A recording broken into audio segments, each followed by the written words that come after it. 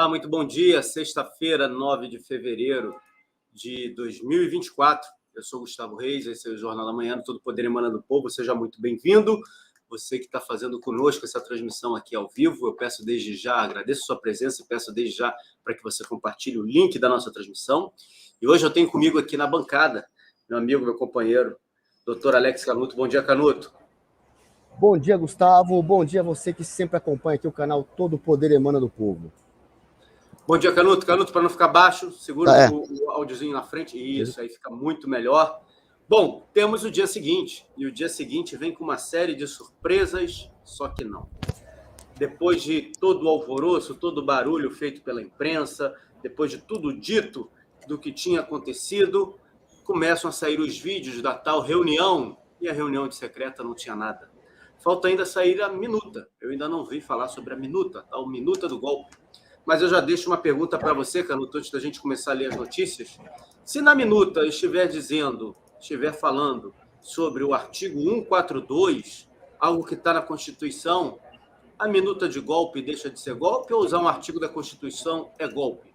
Bom dia, Canuto, mais uma vez. Bom dia, Gustavo. Olha, é muito complicada essa história de golpe. Deixa eu ver, tá melhor? Isso, assim fica melhor para a nossa audiência. É o seguinte, Gustavo, essa história da minuta, da história do golpe, para começar, golpe, né? Gente, o artigo 142 que você citou, ele tá mencionado na Constituição, então não é golpe. Se está na Constituição, ele é constitucional. É constitucional. E até hoje a Constituição já está com 36 anos de existência, e se até agora não julgaram inconstitucional, é porque não é inconstitucional. Tem várias explicações sobre esse artigo, tem várias interpretações possíveis sobre ele, e várias discussões sobre ele.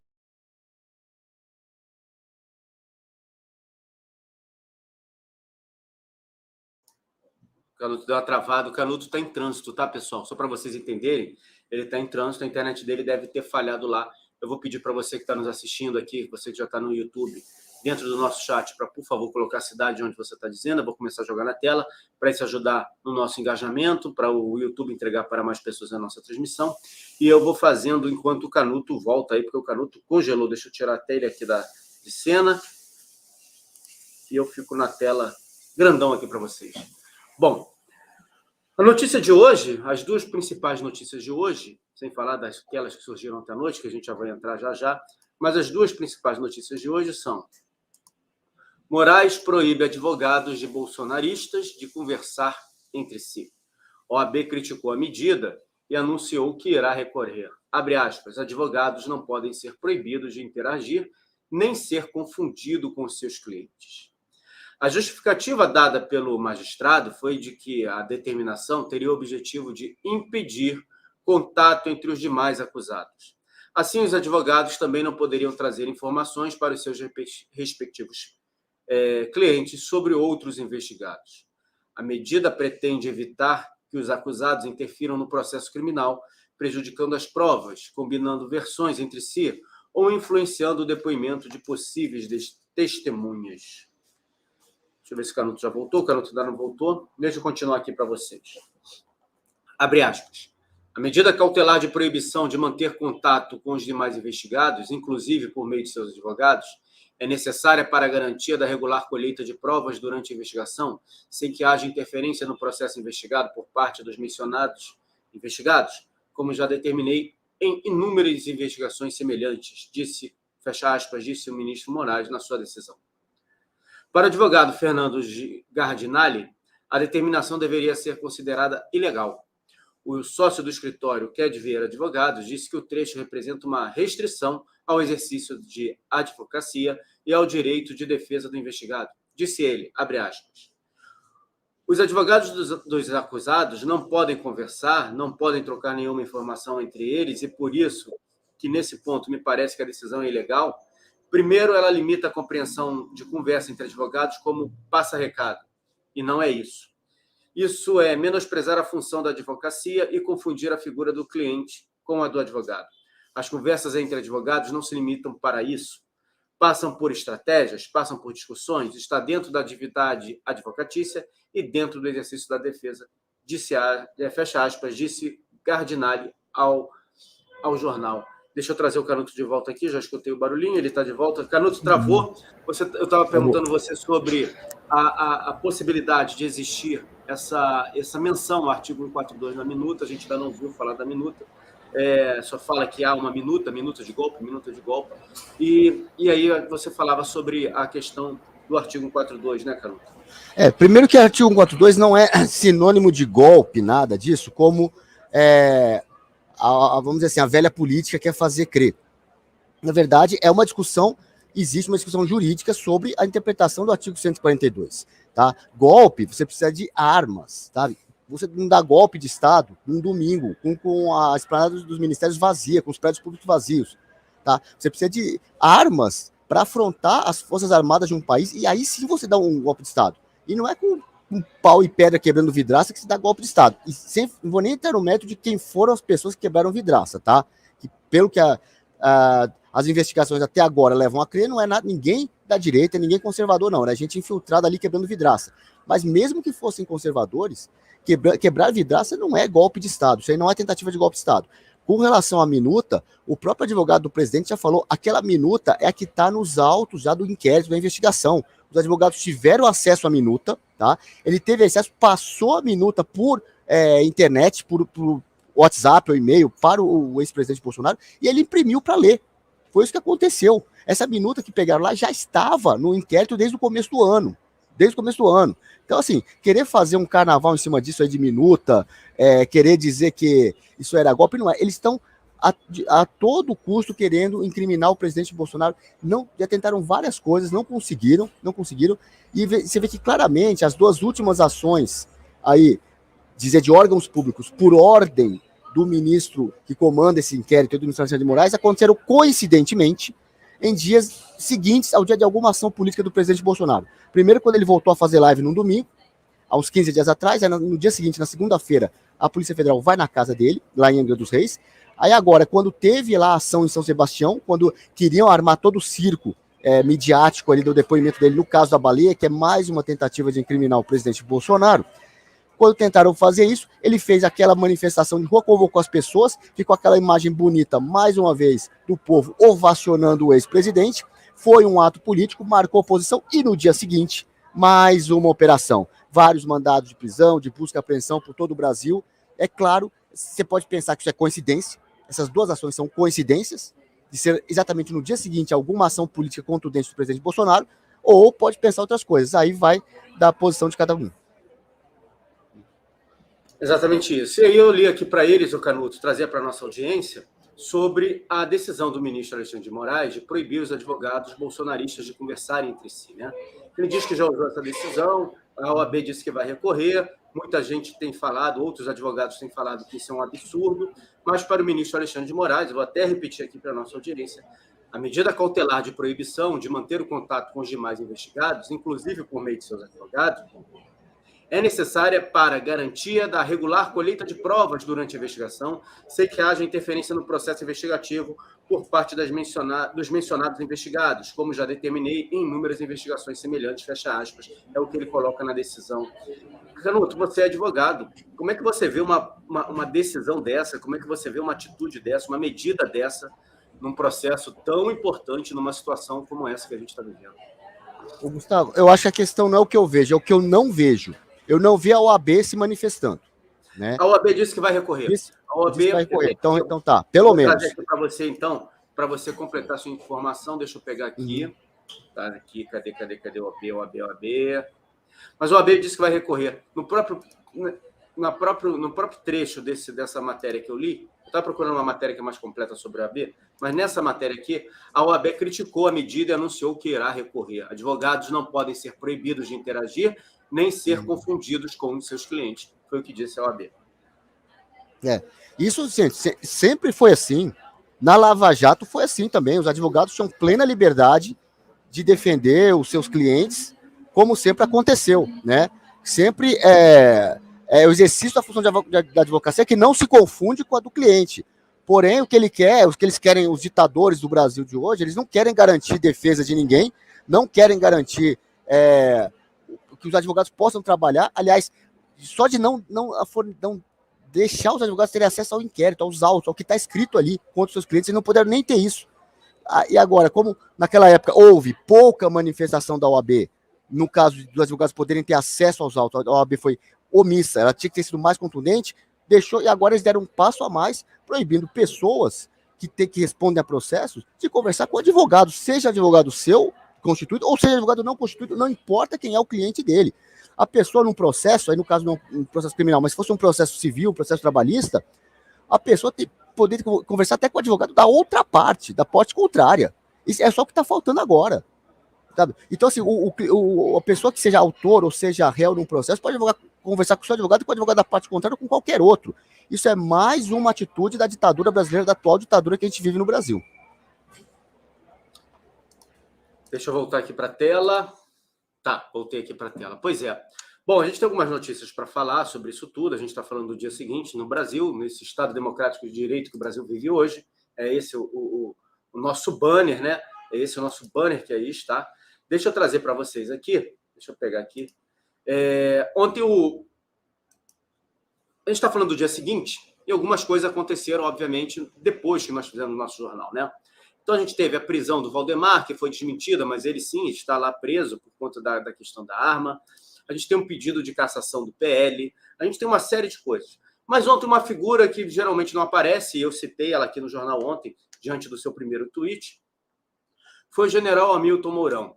E nas redes sociais, Canuto, a gente viu muita gente questionando por que o Mourão não sofre nenhum tipo de perseguição, por que o Mourão não é citado em nenhum caso. Mourão que tinha foto, muitas fotos e vídeo com uma daquelas figuras controversas que estavam em frente aos quartéis, né? E o Mourão ontem ele fez um pronunciamento, ele fez uma declaração na bancada, no púlpito lá no parlamento, né? A palavra correta é essa mesmo, no parlamento. Está aqui no Twitter do próprio Jornal Metrópolis, e foi o Jornal Metrópolis quem trouxe esse vídeo recortado da TV Senado. Eu vou botar aqui na tela para vocês. Deixa eu botar grande, abrir aqui.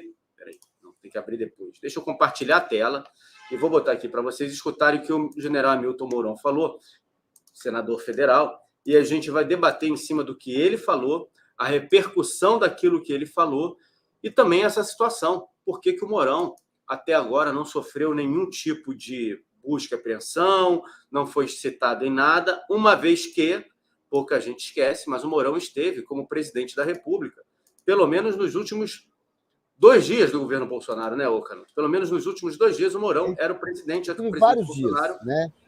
já tinha ido para os Estados Unidos. Deixa eu botar grande aqui e vamos ver tudo que o Mourão falou. Deixa eu botar meu áudio bem alto para todo mundo poder escutar e vamos ver tudo que o Mourão falou. Vamos lá. Nenhuma suposta ameaça ao Estado Democrático de Direito justifica tal devassa persecutória ao arrepio da lei. Não vivemos na União Soviética, não vivemos na China comunista, não vivemos em regimes totalitários, mas estamos caminhando para isso. No caso das Forças Armadas, os seus comandantes não podem se omitir perante a condução arbitrária de processos ilegais que atingem seus integrantes ao largo da Justiça Militar. Existem oficiais da ativa sendo atingidos por supostos delitos, inclusive oficiais generais. Não há o que justifique a omissão da Justiça Militar.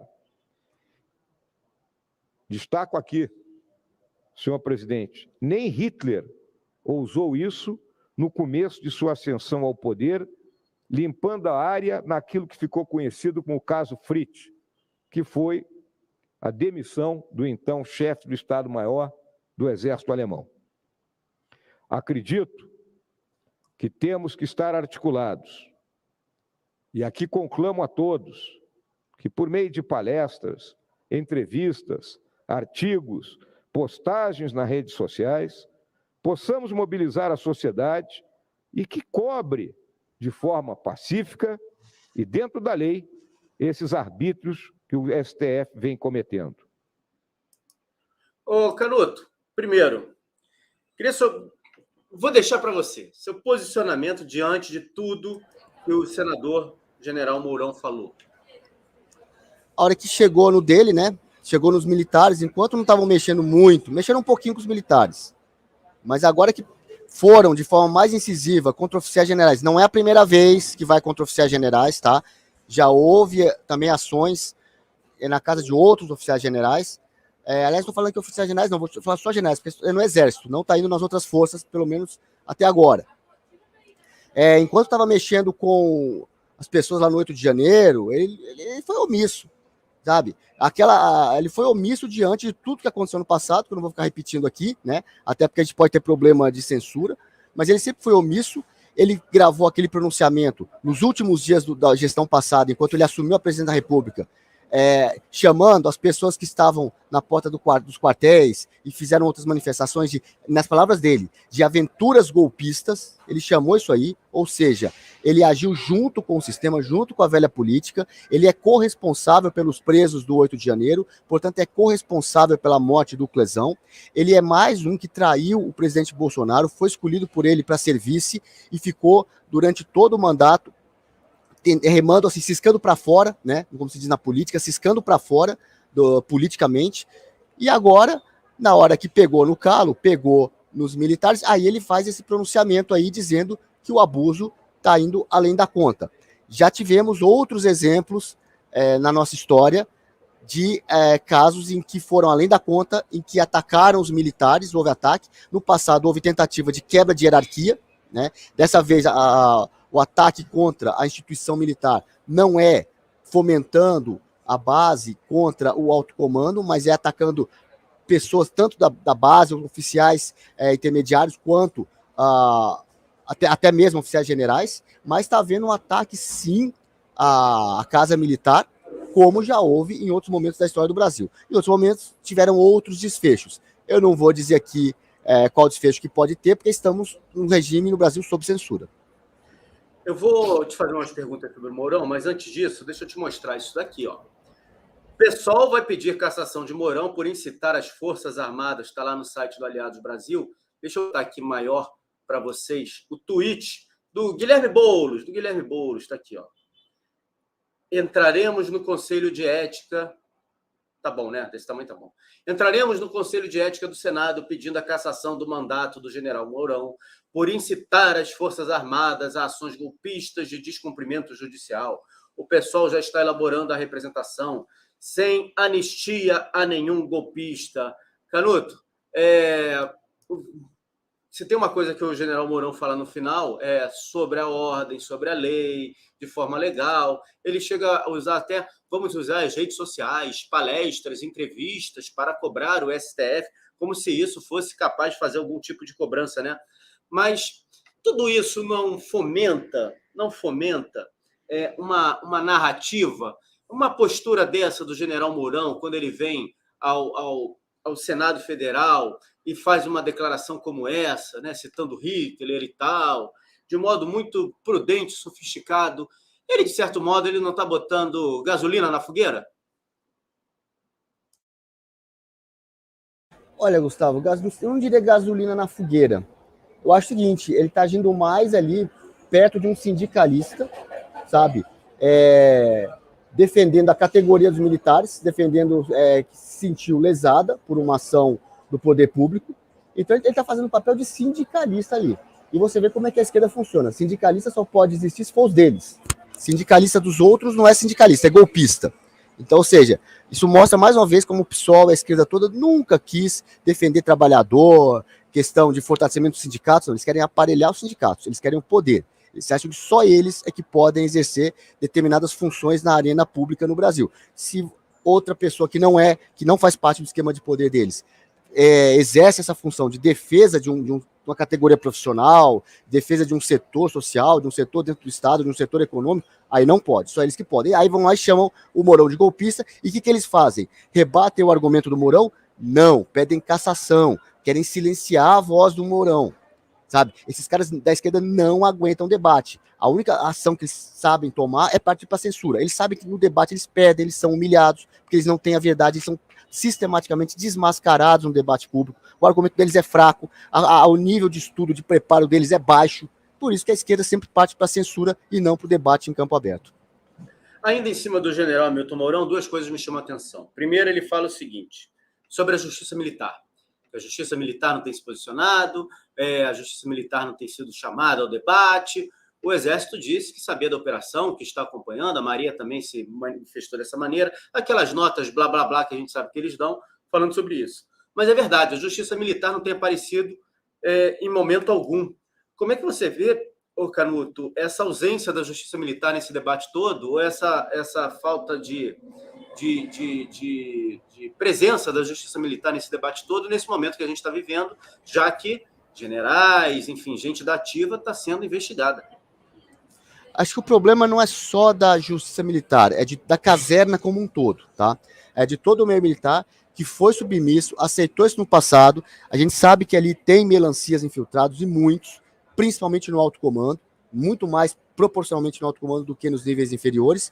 E melancias, assim, por que haveria melancias nas outras forças, no alto comando, e não haveria na justiça militar, né?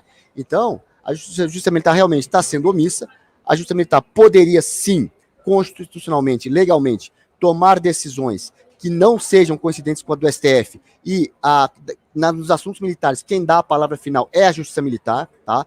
Essas prisões de oficiais generais, ou de outros oficiais, sejam da ativa, seja da reserva, se o STF mandou prender, a justiça militar poderia mandar soltar, poderia pelo menos dizer o seguinte: ele vai ficar preso no presídio militar, não no presídio comum, podia requerer a custódia, e assim, não precisa de autorização da justiça comum para ir lá, por exemplo, retirar um militar do presídio comum e ou dar liberdade ou levar para o presídio militar. Pode sim mandar sua força lá para fazer isso. Tem previsão constitucional, tem previsão legal. É claro que vai haver a tese contrária, vai haver debate, a esquerda toda vai dizer que não, que a justiça militar não pode, que o STF é soberano, porém, há sim teses jurídicas defendendo a posição contrária, e o STF, o STM, o Superior Tribunal Militar, poderia sim se basear nessas teses.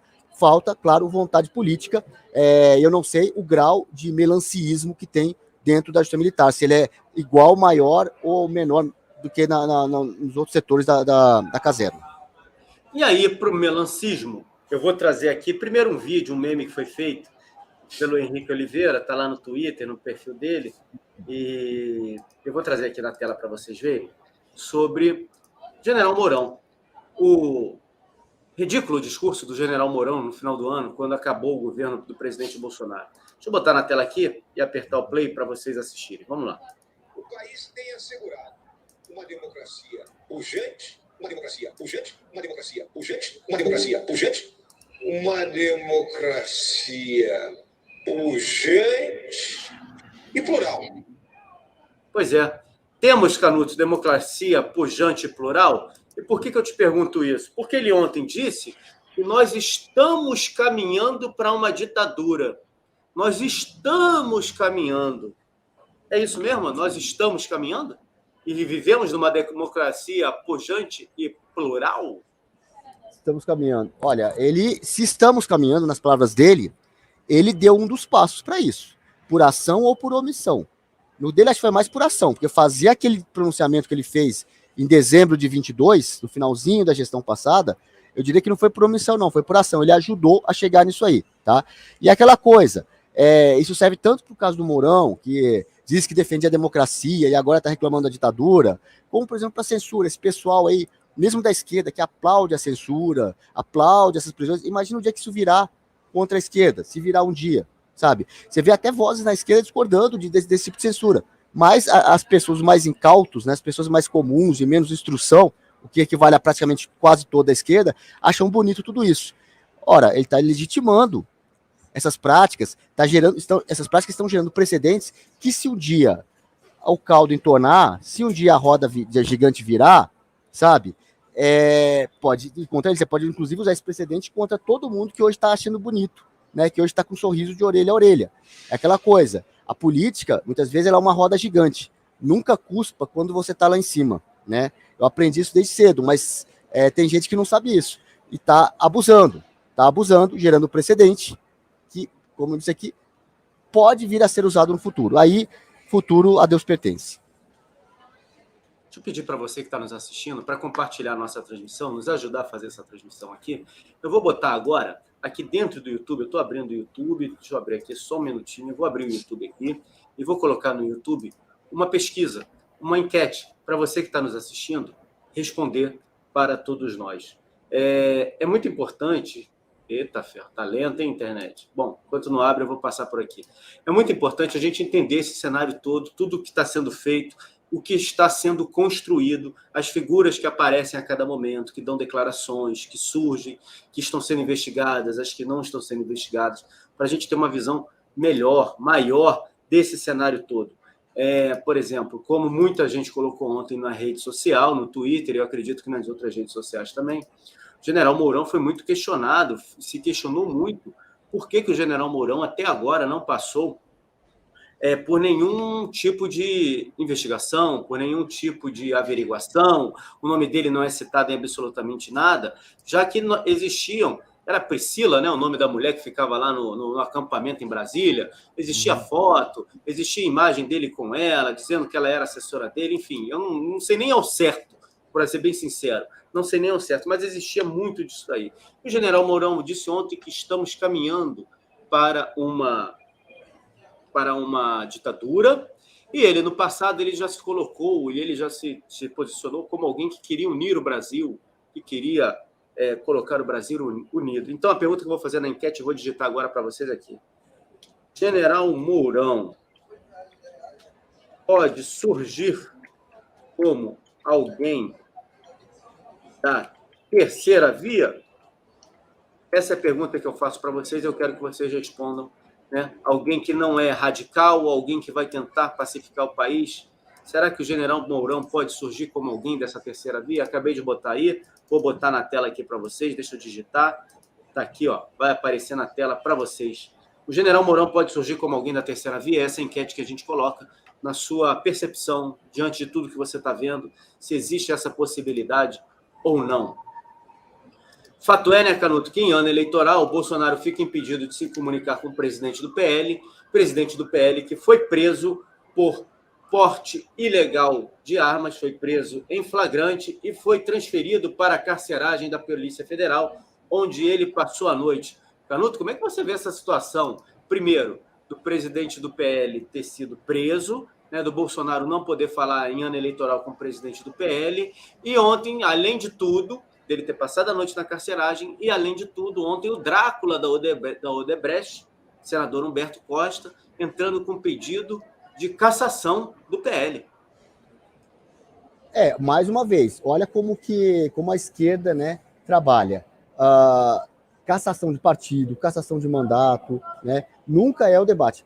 E assim, se tem um partido que tem que ser cassado no Brasil, que realmente age ilegalmente, certo? Seria o PT e todos os outros ligados ao Foro de São Paulo, porque a legislação proíbe que o partido tenha ligações estrangeiras, que receba recursos estrangeiros e várias outras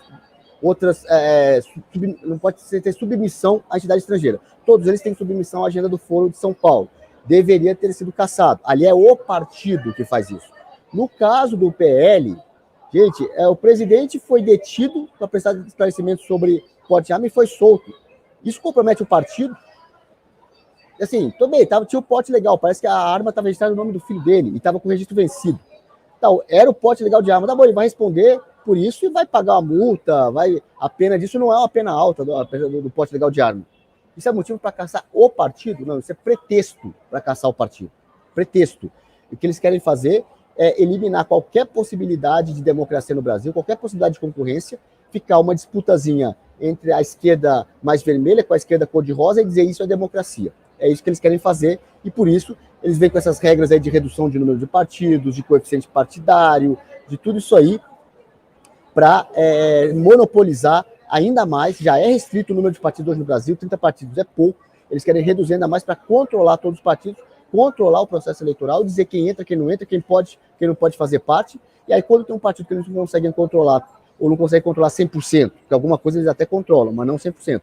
Quando não conseguem controlar 100% o PL, que sequer é um partido de direita, tá? É um partido de centrão, que está abrigando muita gente de direita lá, mas é um partido de centrão, ainda tem muita gente lá de centrão, eles vêm para esse tipo de política de cassação de registro, né? Nunca, assim, exceto os partidos que são submissos ao Foro de São Paulo, Fora isso, nunca se falou na direita em caçar partido ou em censurar esses caras da esquerda, em derrubar os canais, em impedir que um fale com o outro. Não, eles que falem, eles que têm os canais deles, não tem problema isso. Não tem problema, porque a verdade sempre vem à tona. A verdade prevalece no final. Eles sabem disso, por isso que eles não querem deixar a verdade prevalecer. Eles querem partir para censura, para exclusão da vida pública de quem não é submisso, de quem não faz parte do projeto de poder esquerdista. E aí, né, Canuto, a oposição ontem cobrou a saída do ministro Alexandre de Moraes dos inquéritos e diz que não houve tentativa de golpe. Os parlamentares realizaram coletiva de imprensa na tarde de ontem e criticaram a operação da PF que mirou o ex-presidente Jair Bolsonaro e aliados. Só que, enquanto isso, o Nicolas Ferreira está na mira da Polícia Federal por chamar o Lula de ladrão na ONU. O pedido foi enviado ao Supremo Tribunal. A Polícia Federal solicitou ao Supremo Tribunal Federal a abertura de um inquérito para investigar a suposta injúria cometida pelo deputado Nicolas Ferreira, PL de Minas Gerais, contra o presidente Lula. O pedido surge após um discurso feito por Nicolas durante Cúpula Transatlântica, evento na ONU, em novembro de 2023, onde ele se referiu ao Lula como um ladrão que deveria estar na prisão. Como é que você vê o posicionamento da oposição? E mais essa agora, o Nicolas é a bola da vez.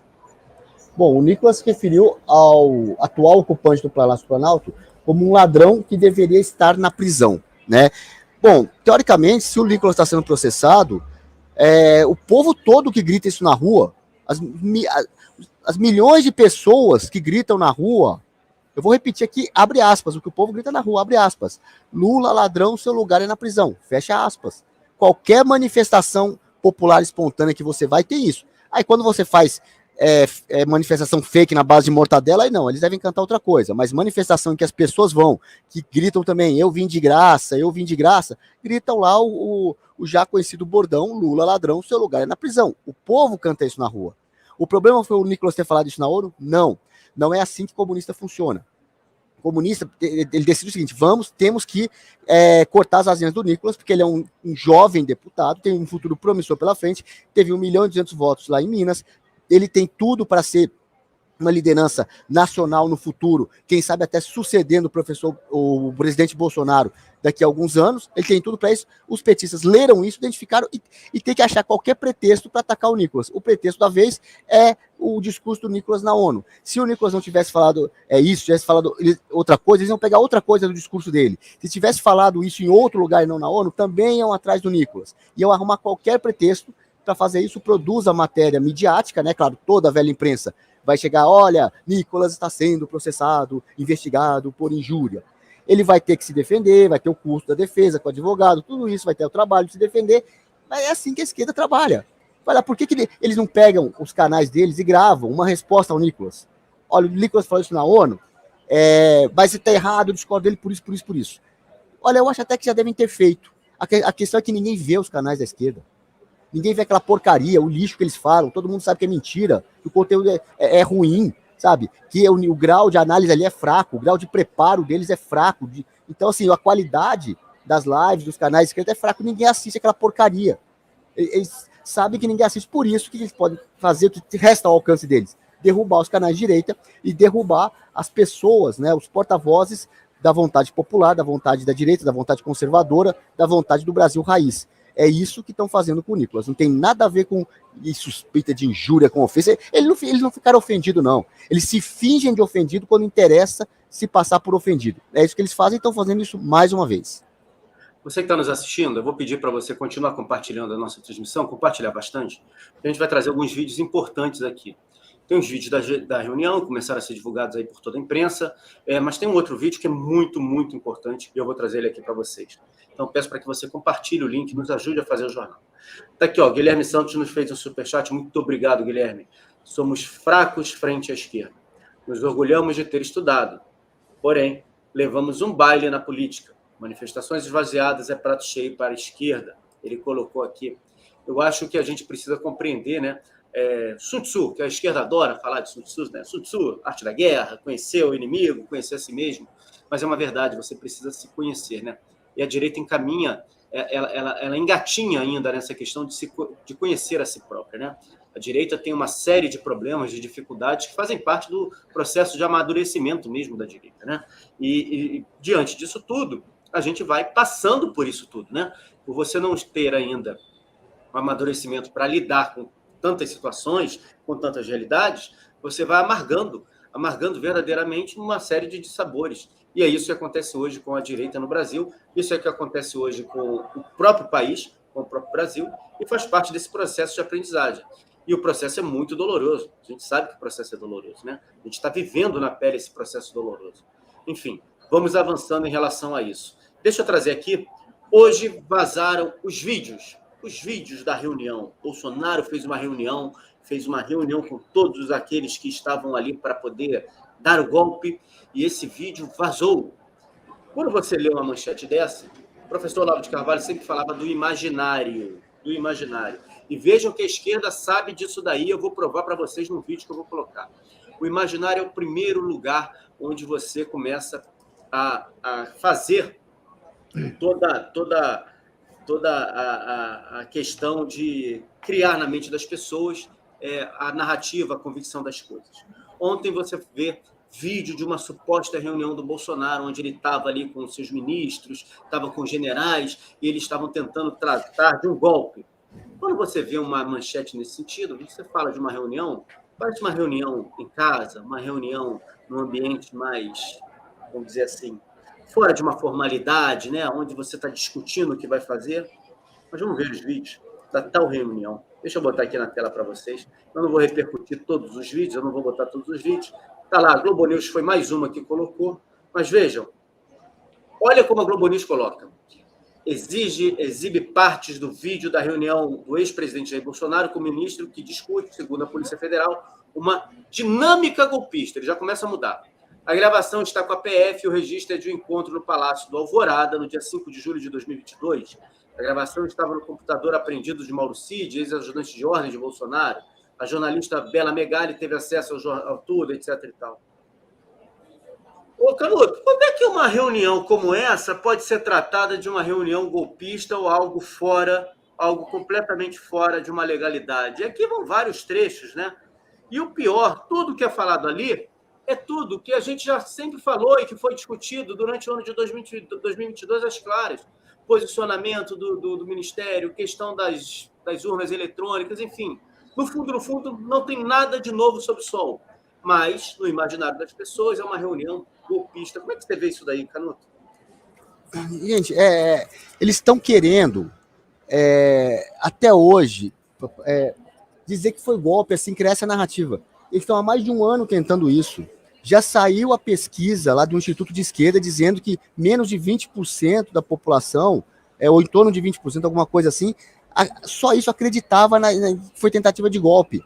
Né? E eles estão insistindo, batendo na mesma tecla. Não vai mudar. Eu acho que quanto mais eles insistirem em querer acusar, querer pegar qualquer coisa, distorcer os fatos e dizer que foi golpe, acho que mais vai cair o número de brasileiros que acreditam nessa história. Porque toda hora, uma narrativa, uma tentativa depois da outra é sistematicamente desmascarada, sabe? Você já viu, todo mundo já viu, acho que no nosso meio, entre os amigos, na vizinhança, na família, quando aquela coisa, o adolescente, a criança quer acusar o outro e fica querendo falar, e não tem prova, mas fica querendo imputar uma conduta a outra pessoa e não consegue achar a prova, mas fica insistindo, aquela pessoa que mente, que nem sente, sabe, que é um mentiroso contumaz. A gente está vendo isso. Eles estão, de qualquer jeito, tentando, eles fixaram na cabeça deles, foi golpe. Todo mundo sabe que não foi. A grande maioria, a esmagadora maioria dos brasileiros sabe que não foi tentativa de golpe. Mas eles enfiaram na cabeça deles que tem que criar essa narrativa. Não estão conseguindo. E não adianta, não é a gente que fala isso, não, é o povo na rua que vê, sabe? Hoje as pessoas se conversam, se comunicam, as interações são muito maiores do que há 20 anos atrás. Não é mais a via de mão única da televisão, dos jornais impressos, revistas, ficaram o dia inteiro martelando que foi golpe e as pessoas não terem como se comunicar e apresentar uma versão diferente. Hoje tem. Não é só aqui nesse canal, nessa plataforma, em qualquer rede social, qualquer lugar do mundo, você vai e interage, as pessoas conversam com o outro e veem. Olha, eu acho que não foi golpe, você também acha que não foi? Não foi. É tudo um teatro, uma palhaçada. Verdade, tem gente que pensa como eu. É isso que destrói a narrativa dos caras. Eles estão tentando mais uma vez agora com essa reunião e quer saber, não vai ser a última tentativa. Daqui a pouco vai vir uma outra tentativa e dizer, agora sim, agora provamos que foi golpe. Aí você faz outra pesquisa, Pode ser até o próprio Instituto de Esquerda lá fazendo a pesquisa e vai dar um resultado muito semelhante ou até menor o número de brasileiros que acreditam nessa narrativa aí, nessa farsa de que foi tentativa de golpe. Né?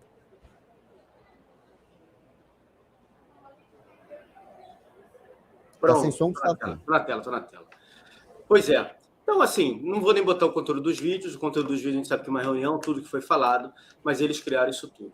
Deixa eu dar uma fugidinha aqui para o assunto da política, que acaba tendo a ver com isso tudo, porque muito habilmente e muito inteligentemente, e é óbvio, a gente não pode afirmar que ele sabia da operação, mas é óbvio que ele sabia da operação, é óbvio que o presidente Bolsonaro sabia que isso tudo ia acontecer, é óbvio que o poder sabe as coisas que estão acontecendo, tanto faz de um lado ou do outro.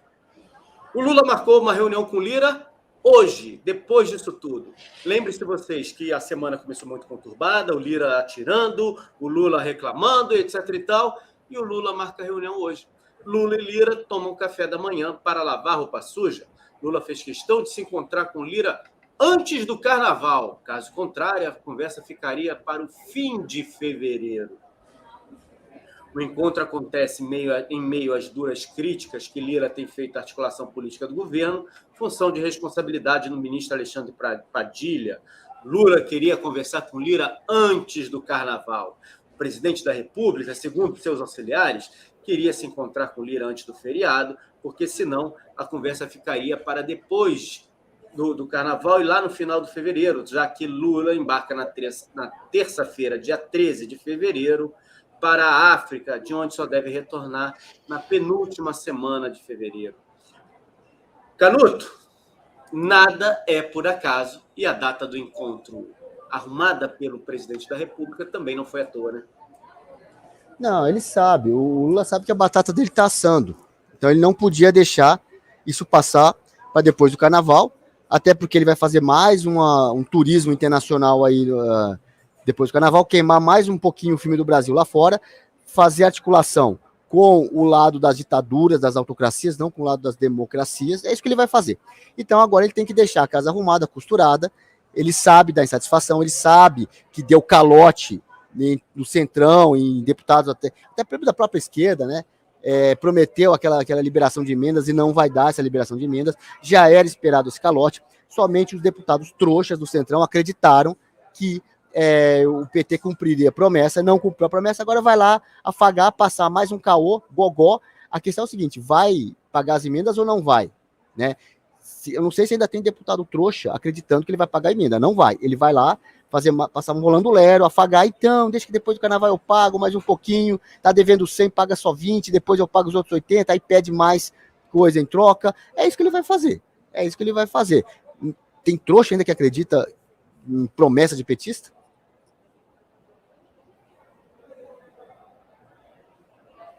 Tá sem som? Estava com o microfone fechado aqui. Me parece que eu faço uma leitura até um pouco diferente da sua, Canuto.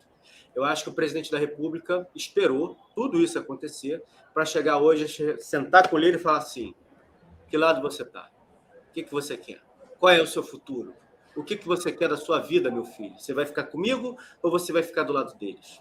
Eu acho que é muito claro o recado nesse sentido. A gente vai trabalhar junto ou não? Eu acho que o Lula esperou acontecer tudo, absolutamente tudo, para chegar agora e conversar com o Lira, que obviamente deve estar com muito receio de tudo isso que está acontecendo. Claro que sim, afinal de contas, o Lira era um aliado do presidente Bolsonaro, enquanto o presidente Bolsonaro era presidente. A esquerda sabe amarrar os pontos muito fácil, muito direitinho. Eles fazem tudo muito bem pensado, muito bem articulado. A esquerda joga o tal xadrez 4D que a direita tanto falava que o presidente jogava, que os assessores do presidente, os militares jogavam. Não jogavam, não. A gente está vendo dia após dia que não jogavam, não. Mas a esquerda sabe jogar esse xadrez. E me parece que a reunião, na data de hoje, tem esse motivo, né? Tem esse sentido, vamos colocar assim. Bom, eu encerrei a enquete e coloquei uma nova enquete. Vou colocar ainda sobre esse tema? Não, você falou, é diferente realmente a análise, mas não é contraditória, não. Tá? É aquele velho estilo da política de dinheiro numa mão, chicote na outra. Tá? Ofereceu dinheiro, deu calote porque não tem dinheiro para pagar, então agora vai no chicote, vai na faca no pescoço. Agora, e aí? Dinheiro não tem. E agora, você vai rachar? Olha o que pode acontecer com vocês. Então, eu dei calote, devo, não nego, pago quando puder, mas você vai estar comigo sim, senão você está ferrado. Pode ser que o tom da conversa seja esse, e é bem provável que seja. Não contraditória, outro ponto de vista, né? Vendo por outro prisma, né? Mas não, uma coisa não vai de encontro, não é contrária à outra. Eu encerrei a primeira enquete, estou começando uma segunda enquete. A primeira enquete era para a gente medir enquanto estava o anúncio rodando. Está aqui, eu vou botar na tela para vocês. Deixa eu colocar aqui. Está aqui, ó, o resultado da enquete. General Mourão pode surgir como alguém da terceira via? Não, 68%. Sim, 31%. A enquete concluída com 450 votos. Eu acho que sim. Eu acho que o General Mourão pode ser pensado pelo sistema como alguém de uma terceira via, assim como me parece muito claramente o governador de São Paulo, Tarcísio de Freitas, né? Entrando nessa função. E aí a outra enquete que eu faço é a seguinte, e eu peço que você preste bem atenção, porque eu não estou falando da figura do presidente Bolsonaro, e sim do governo, do entorno, das pessoas que estão ao lado do presidente Bolsonaro, estiveram ao lado do presidente Bolsonaro, pressionando para tomar medidas assim ou medidas assadas. Isso acontece o tempo inteiro, afinal, o presidente da República tem seus assessores, tem seu ministério, tem as pessoas à sua volta. O conhecimento e os avisos do professor Olavo de Carvalho foram desprezados pelo governo Bolsonaro? Eu quero que você responda isso. Qual o entendimento seu em função disso, em função daquilo que a gente está vivendo nos dias de hoje? Canuto, a primeira pergunta. General Mourão pode ser usado ou pode ser tentado pelo sistema para ser uma terceira via? Olha, eu acho que hoje, com a divisão, sabe assim, a polarização política que tem no Brasil, não tem espaço para terceira via, nenhuma terceira via. Todos que tentaram terceira via se deram mal. E não é de agora não, tá? É desde o começo dos anos 90. Deixa eu cortar. Bom você falar isso, porque uma coisa é a terceira via conseguir, outra coisa é a terceira via tentar. A terceira via tenta, já não é de hoje, né? Tentou com Amoedo, tentou com uma série de nomes. Marina Silva, Ciro Gomes, ninguém embarcou, ninguém decolou. Não tem espaço para terceira via. O que existia até meados da década passada era a esquerda e vamos dizer assim, o centrão, a esquerda fabiana, o que seria uma terceira via hoje? O que seria, assim, uma coisa que cobriria, aliás, a esquerda e a não esquerda, tá? Quando surge a direita no cenário, acabou o espaço para a não esquerda, a direita assumiu o espaço da não esquerda. Então não tem mais, não vai surgir terceira via, sabe? Nós temos uma situação que você passou a linha no chão, e quando você passa a linha no chão, você fica de um lado ou do outro, não tem, você tem o apolítico na história, quem está fora da política, mas quem está na política, ou está de um lado, ou está do outro. Eu sou diferente do que está aí. Não tá, porque uma hora você vai descer do muro para um lado ou para o outro, tá? Por exemplo, a gente viu toda a esquerda fabiana, lá, PSDB, descendo do muro para o lado esquerdo, né? O Partido Novo expulsou a Amoedo, que estava querendo descer para o lado esquerdo, e, por exemplo, você vê hoje a postura do Marcel Van Hatten já descendo do muro para o lado direito, né? Então, você tem isso aí. E o Mourão, não adianta ele querer se fazer de terceira via, que ele vai ter que descer do muro para um dos lados. E pelas atitudes que ele tem, pelo grau de melanciismo do Mourão, se ele descer do muro, eu não sei para que lado ele desce. Acho que ele desce até talvez para o lado esquerdo. E antes de trazer outras notícias, já emendo a outra pergunta da enquete que está rodando aí. Eu peço para que você responda a nossa enquete, você que está no chat. Conhecimento e os avisos do professor Olavo de Carvalho foram desprezados pelo governo Bolsonaro? Canuto, como é que você vê isso? Como é que você responderia essa pergunta? Foram desprezados, tá? No começo do governo Bolsonaro, ele até convidou o professor Olavo para ser ministro, ele recusou, óbvio, né? Não é o papel dele. Indicou 2 ministros que não chegaram à metade do mandato. Foi o ministro Vélez Rodrigues da Educação, durou poucos meses, e o ministro Ernesto Araújo, acho que não chegou a 2 anos do cargo. Também por pressão da China, por pressão globalista, né? Aliás, dos globalistas e da China, perdeu o cargo, né, colocou-se um burocrata no lugar que tocou o barco até o final. Restaram pouquíssimos ex-alunos do Olavo no governo. Havia uma corrente militar positivista que dizia que não podia ter, aquela corrente que se diz ideológica, né, querendo ser uma terceira via. Estamos fora do debate político, né? Na verdade, o debate político que eles aceitam é o da esquerda. Eles querem se contrapor à esquerda com o positivismo. E não pode ter direita. De esquerda pode, né? Talvez, porque se a direita fizesse as mesmas coisas que a esquerda faz, ou já fez no passado, aí respeitariam mais a direita. Mas como a direita é pacifista, como a direita quer ir para o debate político no argumento, então eles podem abusar e podem querer silenciar a direita. A esquerda eles não conseguem silenciar, porque se for tentar silenciar a direita, a esquerda, como já tentaram no passado, aí tem carro-bomba, tem sequestro de embaixador estrangeiro, tem assalto a banco, tem guerrilha no Araguaia, tem tudo isso. Então com a esquerda eles se borram de medo nas calças. e com a direita, não. Desde aquela época, eles calaram a principal liderança de direita no Brasil, que era o Carlos Lacerda, nos anos 60, e hoje ainda tem esse cacuete. Então não pode ter direita, eles acham que são extremistas. Espera aí, e os da esquerda não são? Não tem extremista na esquerda, mas ali pode. Né? É isso que, infelizmente, um setor da caserna, não é a caserna inteira, mas tem um setor da caserna que, inclusive, era influente durante o governo Bolsonaro, pensava assim. O próprio presidente Bolsonaro, apesar do respeito que ele tinha ali, demonstrado pelo Olavo de Carvalho, também não fazia nada quando o professor Olavo de Carvalho era perseguido pela esquerda, também não agia muito para proteger o professor Olavo, eram cada um por si, e realmente, não só a pessoa do Bolsonaro, mas o entorno dele principalmente, realmente desprezava, achava que não precisava daquilo. Estamos aqui, ganhamos a eleição só porque tivemos mais votos. Não foi porque tiveram mais votos. Não foi porque tiveram votos. Primeiro que, assim, ganharam uma eleição, não tomaram o poder. A direita nunca esteve no poder. Nunca esteve.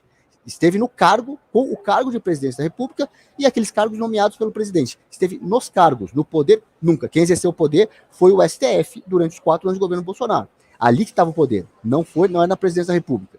E aí o pessoal achou que bastava ganhar uma eleição. Se tivesse escutado o professor Olavo de Carvalho, talvez não tivessem cometido tantos erros como foram cometidos nesses 4 anos aí, que estiveram nos seus respectivos cargos federais.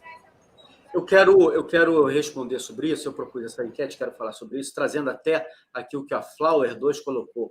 Olavistas, todos revolucionários de YouTube, palpitaram tanto que atrapalharam tudo. Bom, Flower, aqui a gente já começa a fazer aquilo que o Olavo de Carvalho dizia que nós deveríamos combater, né? Para você acabar com o mal, você precisa primeiro acabar com a confusão entre o bem e o mal, né? Para você acabar com exatamente isso, acabar com o mal, você precisa acabar com essa confusão, senão você só contribui para a luta entre o bem e o mal, né? A confusão é isso daqui. Misturar o professor Olavo de Carvalho com muita gente que surfou na onda de Olavo de Carvalho, muita gente no YouTube que surfou na onda de Olavo de Carvalho, e concordo com você, muita gente que se coloca como verdadeiro revolucionário de direita. Muita gente age assim, né? Muita gente não é porque estudou Olavo de Carvalho que se tornou uma pessoa tão brilhante quanto Olavo de Carvalho. Aliás, o que a gente mais tem hoje na direita, na esquerda, são testas oleosas que se acham mentes brilhantes. Tem demais, muita testa oleosa que se acha uma mente brilhante. Mas eu vou trazer aqui para vocês algo que a revista Veja publicou há um tempo lá atrás, para a gente poder entender isso daí, né? Em meio... Está aqui, ó. Vou botar aqui na tela. Em meio a ataques de Olavo a Mourão, Bolsonaro posta vídeo do guru. Eles chamavam o Olavo de Carvalho de guru do Bolsonaro e o Olavo de Carvalho refutava isso, dizendo, inclusive, que jamais, em tempo algum, o Bolsonaro tinha entrado em contato com ele ou ele era guru do presidente Bolsonaro. Eu acho que durante esse período, obviamente, o conhecimento do professor Olavo de Carvalho foi deixado de lado. Eu me lembro que assim que ganhou a eleição, o presidente Bolsonaro, na sua primeira entrevista, ainda na sua casa, na Barra da Tijuca, no dia da vitória, ele botou na mesa um livro do Olavo de Carvalho. E o Olavo de Carvalho foi deixado de lado. Muita gente se aproveitou do Olavo de Carvalho e muita gente combateu as ideias do Olavo de Carvalho dentro do próprio governo, principalmente os militares. Né? E quando o Olavo de Carvalho se referia aos militares, obviamente ele se referia ao alto comando que levou a essa situação que a gente está vivendo hoje, que nos trouxe essa situação que a gente está vivendo hoje. O alto comando das Forças Armadas no Brasil, tirando algumas exceções, que não se posicionou diante de tanta coisa absurda no país ao longo dos anos, das décadas. E o Olavo de Carvalho citava um exemplo muito, muito curioso. Depois da redemocratização, principalmente aqui no Rio de Janeiro, o que você vê de favela que faz rumo, divide muro com o quartel das Forças Armadas, onde do lado de lá tem tráfico de drogas, tem tudo que há de errado, e as Forças Armadas que têm o papel de preservar o Brasil, né? O papel das Forças Armadas é preservar o Brasil em tudo, sua integralidade, de modo geral. Permitiu que favelas fossem construídas e que o tráfico de drogas ali crescesse e funcionasse plenamente à luz do dia. Essa é uma realidade que nós temos e o Olavo de Carvalho questionava muito isso, o papel das Forças Armadas, não agora no governo Bolsonaro, mas ao longo dos anos, ao longo das décadas, que eles se colocavam como corporativistas. Vejam que ontem o tweet do general Hamilton Mourão não fala em nenhum momento do presidente Bolsonaro, e eu trouxe isso aqui no jornal. O tweet fala dos generais e das Forças Armadas. O vídeo do general Hamilton Mourão não fala em nenhum momento do povo brasileiro, não fala em nenhum momento dos presos de 8 de janeiro. Ele fala que mexeram com os generais. ele fala que as Forças Armadas precisam. Então, o corporativismo que o Olavo de Carvalho falava o tempo inteiro. Então, eu acho que sim, durante o governo do presidente Bolsonaro, e não o presidente Bolsonaro, como consequência, muito foi desprezado. Só que, por outro lado, nós tivemos muitas pessoas que tumultuaram esse ambiente. Muitas pessoas que se colocavam como olavistas, como alunos do Olavo de Carvalho, que efetivamente tumultuaram esse ambiente, que fizeram parte do governo e foram muito mal dentro do governo, que não conseguiram efetivamente levar nada adiante dentro do governo, porque viviam tão somente de teoria e de crítica, sem trabalhar, sem arregaçar as mangas e fazer algo. Agora, a gente precisa separar as coisas, como falava o Olavo de Carvalho. A gente precisa efetivamente entender a confusão entre o bem e o mal e combater essa confusão. E a confusão é que alimenta tudo isso que a gente tem hoje, pegando o conhecimento do professor Olavo de Carvalho e desprezando por completo, deixando de lado, atacando aqueles que fazem e que lutam para que esse conhecimento seja absorvido por pessoas da direita e, por outro lado, do outro lado, pessoas que detentoras desse conhecimento, mas que não levam esse conhecimento à maioria da população brasileira, não traduzem esse conhecimento, não fazem com que esse conhecimento seja absorvido pelas pessoas sem essa coisa revolucionária, utópica que muita gente na direita ainda tem. E aí, por que eu falei isso tudo e por que eu botei essa enquete? Porque nós vamos ver agora algo que o Lula diz, um vídeo feito pela deputada estadual Ana Campanholo, que é uma estudante do Olavo de Carvalho e talvez seja a melhor representante no sentido daquilo que o Olavo de Carvalho pode fazer de bom para a população brasileira, né? Alguém que entrou na política, alguém que conhece conhecimentos, combate ativamente e que produz muito, produz livro, faz muita coisa. Um vídeo feito por ela que mostra que a esquerda entende muito mais o Olavo de Carvalho do que muita gente da direita e de que muita gente que estava do lado do presidente Bolsonaro. Por quê? Porque aquilo que vocês vão ver no livro é o que o Olavo de Carvalho sempre ensinou, a questão do imaginário. Tudo começa no imaginário. E qual é o exemplo que o Olavo de Carvalho dá numa aula dele? Se você vai num restaurante na Tailândia, no Raikyuparta, e você não fala a língua, você não consegue decifrar aqueles signos, aquilo que está escrito no menu, você não tem vontade de comer nada. Mas se você pegar esse mesmo menu e nesse menu tiver uma foto, tiver um desenho, você vai ter vontade de comer aquilo que mais lhe apetecer. Por quê? Porque você imagina o sabor daquela comida. E é exatamente isso que a esquerda faz o tempo inteiro, e o que nós vimos na operação de ontem é isso escrito, exatamente isso escrito. Preste atenção, eu vou botar o vídeo aqui na tela, é um vídeo do Instagram, primeiro ele vai ficar branco, porque eu vou dar um reload na tela, mas prestem atenção em todo o vídeo, muito bem feito pela Ana Campanholo. Deixa eu colocar aqui. Subir. Está aqui na tela, eu vou botar no início mais uma vez para vocês escutarem. Vamos lá. Pode aplicar o golpe que você quiser.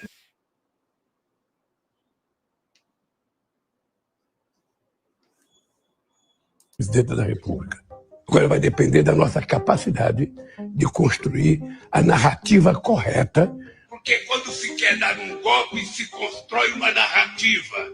Primeiro para construir na mente das pessoas a ideia de que a mentira é verdade e a mentira se tornando verdade.